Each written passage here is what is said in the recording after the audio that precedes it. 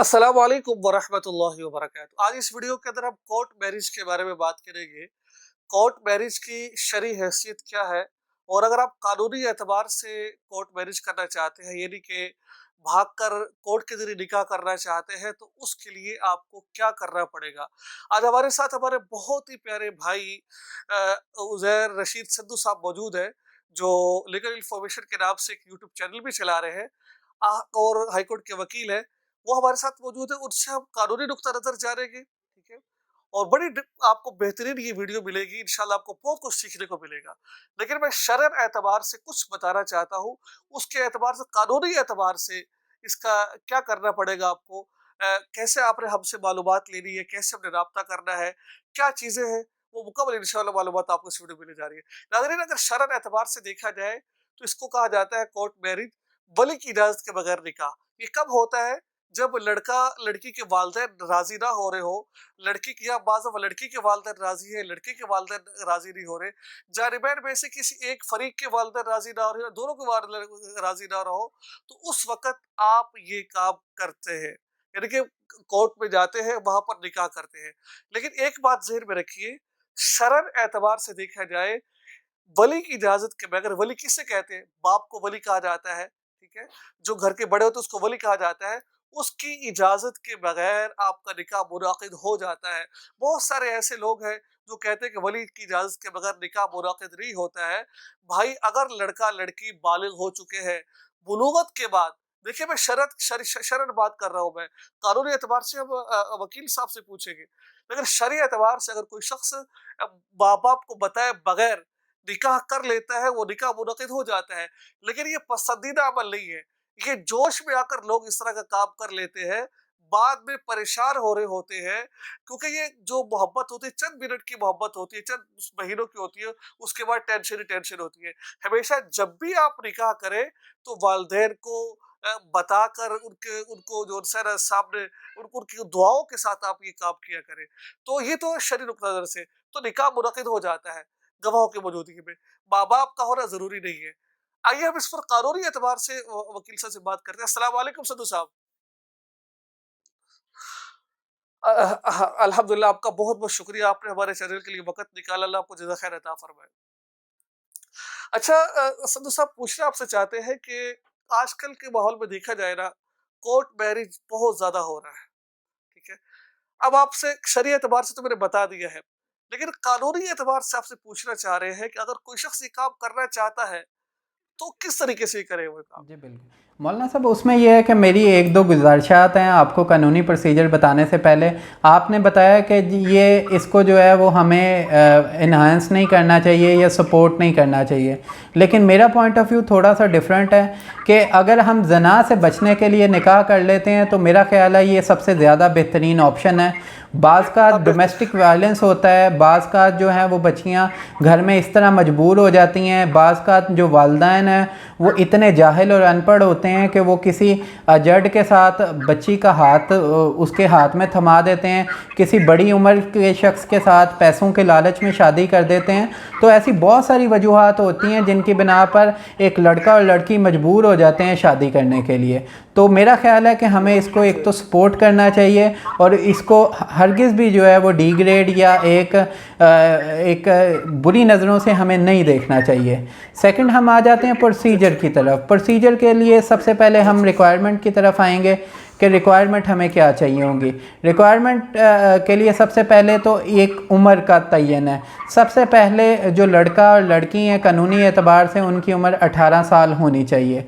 18 साल की उम्र के बाद जो है वो कानूनी तौर पर एलिजिबल हो जाएंगे निकाह करने के लिए। उसके बाद उनके CNIC की कॉपीज़ चाहिए होती हैं। ओरिजिनल CNIC अगर ना भी हो तो फिर भी गुजारा हो जाता है, लेकिन CNIC की कॉपीज़ होनी चाहिए।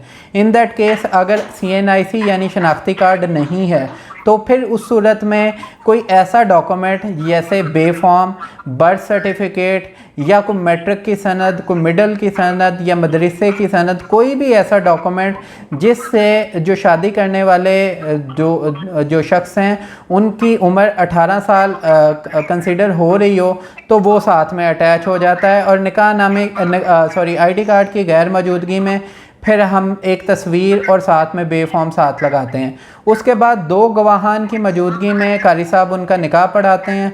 निकाह पढ़ाने के बाद एक साथ में बयान हल्फी होता है लड़की की तरफ से लड़के की सेफ्टी के लिए, जिसमें लड़की ये स्टेट करती है कि जी मुझे किसी ने अगवा नहीं किया, मेरे साथ किसी ने ज़ना नहीं किया, मुझे जो है वो किसी ने ज़बरदस्ती नहीं उठाया, ना मैं अपने घर से अगर कोई वो चीज़ नहीं लेके आई है। वो ये स्टेट करती है कि चूँकि बाज़ का ये होता है जब लड़की अपनी मर्ज़ी से अपने घर से आ जाती है, जो पीछे लड़के या लड़की के घर वाले होते हैं वो प्रेशराइज़ करने के लिए लड़के वालों को या लड़की वालों को प्रेशराइज़ करने के लिए एक दूसरे पे बाज़ का अगवा की FIR करवा देते हैं।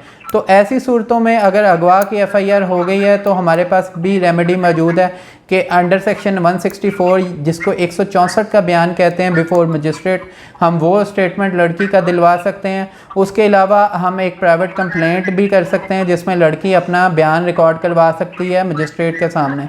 इसके अलावा हरासमेंट पटिशन हम अंडर सेक्शन 22 से 22B CRPC भी कर सकते हैं, जिसमें लड़की स्टेटमेंट देती है कि मैंने अपनी आज़ाद मर्ज़ी के साथ फ़लाँ शख्स के साथ निकाह कर लिया है और मुझे ये शख्स जो हैं वो हरासा करने की कोशिश कर रहे हैं।